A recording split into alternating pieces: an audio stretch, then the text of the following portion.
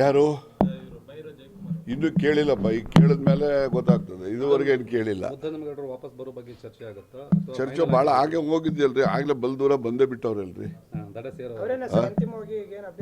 ಅದು ನನಗೆ ಗೊತ್ತಿಲ್ಲ. ಪಕ್ಷ ಸೇರೋ ವಿಚಾರದಲ್ಲಿ ಅವ್ರು ಆಗಲೇ 90% ದಾರಿ ಕ್ರಮಿಸ್ಬಿಟ್ಟವ್ರೆ. ಇನ್ನು ಅಂತಿಮವಾದ 10% ಇದೆ.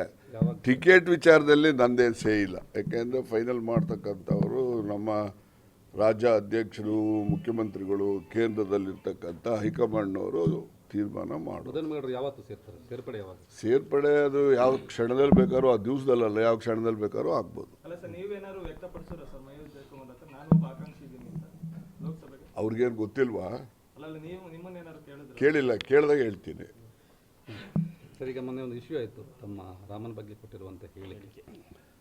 ಅದ್ರ ಬಗ್ಗೆ ತಮ್ಮ ನಾನು ನೋಡಿದ್ದೀನಿ ವಿರೋಧ. ನೋಡ್ರಿ, ನಾನು ಆಗ್ಲೇ ವ್ಯಕ್ತ ಮಾಡಿದ್ದೀನಿ. ಈಗ ನಾವು ಹಳ್ಳಿನಲ್ಲಿ ನಾನು ರೈತರು ಕೆಲಸ ಮಾಡಿದ್ವಿ. ಮಳೆ ಬೀಳ್ತಿದ್ದಂಗೆ ಏನು ಮಾಡ್ತಿದ್ದೋ, ಗಾಡಿ ಕಟ್ಕೊತಿದ್ದೋ, ನೇಗಿಲು ಇಟ್ಕೊಳ್ಳಿವೋ, ತೆಂಗಿನಕಾಯಿ, ಬಾಳೆಹಣ್ಣು, ಕರ್ಪೂರ ಎಲ್ಲ ಇಟ್ಕೊಳ್ಳಿವೋ, ಹೊಲಕ್ಕೆ ಹೋಗಿವೋ, ಹೊಲಕ್ಕೆ ಹೋಗ್ಬಿಟ್ಟು ಒಂದು ಸಗಣಿ ತಗೊಂಡು ಅದಕ್ಕೆ ಒಂದು ಗರಿಕೆ ಹುಲ್ಲಿಡಿವೋ, ಒಂದು ಬೆಣಚ್ಕಲ್ ತಗೊಳ್ಳಿವೋ, ಇಟ್ಬಿಟ್ಟು ನಾವು ಅದಕ್ಕೆ ಪೂಜೆ ಮಾಡಿ ತೆಂಗಿನಕಾಯಿ ಹೊಡೆದು ಊರುಗಡ್ಡಿ ಹಚ್ಚಿ ಆಮೇಲಿಂದ ನಾವು ಬೇಸಾಯದ ನೇಗಿಲು ಹೂಡ್ತಾ ಇದ್ವಪ್ಪ.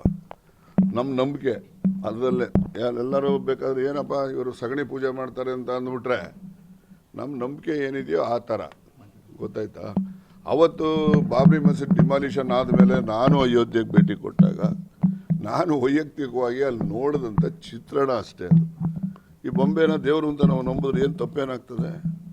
ಬೊಂಬೆನಲ್ಲಿ ದೈವತ್ವ ಇರೋದಿಲ್ವಾ? ಬೊಂಬೆ ಅನ್ನೋ ಕಾರಣಕ್ಕೋಸ್ಕರ ತಿರಸ್ಕಾರ ಮನೋಭಾವದಿಂದ ಇವ್ರು ಮಾತಾಡ್ತಾರಲ್ಲ, ಇದು ಸರಿನಾ ಅಂತ ನಾನು.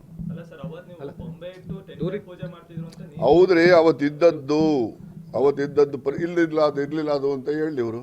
ಅಂದ್ರೆ ಟೂರಿಂಗ್ ಟಾಕೀಸ್ ಅಲ್ಲಿ ಇರುವಂತದ್ದು ಆ ತರ ಇತ್ತು ಅನ್ನೋ ರೀತಿ. ಟೂರಿಂಗ್ ಟಾಕೀಸ್ ಅಲ್ಲಿ ಟೆಂಟ್ ಹೆಂಗ್ ಹಾಕಿರ್ತಾರೆ ಹಂಗೆ ಹಾಕಿದ್ದಾರೆ. ಅದನ್ನ ಟೂರಿಂಗ್ ಟಾಕೀಸ್ ಅಂತ ಹೇಳೋದ್ನ ನೋಡಿ. ನಾನು ಟೂರಿಂಗ್ ಟಾಕೀಸ್ ನೋಡಿದ್ದೀನಿ, ಅಲ್ಲಿ ಟೆಂಟು ನೋಡಿದ್ದೀನಿ. ನನಗೆ ಹಂಗೆ ಅನಿಸಿದ್ಯಪ್ಪ, ಅದು ಹೇಳಿದ್ದೀನಿ. ಇಲ್ಲ ಅಂತ ಹೇಳ್ಕೊಂಡ್ಲಿ ಅವ್ರು ಬೇಕಾದ್ರೆ.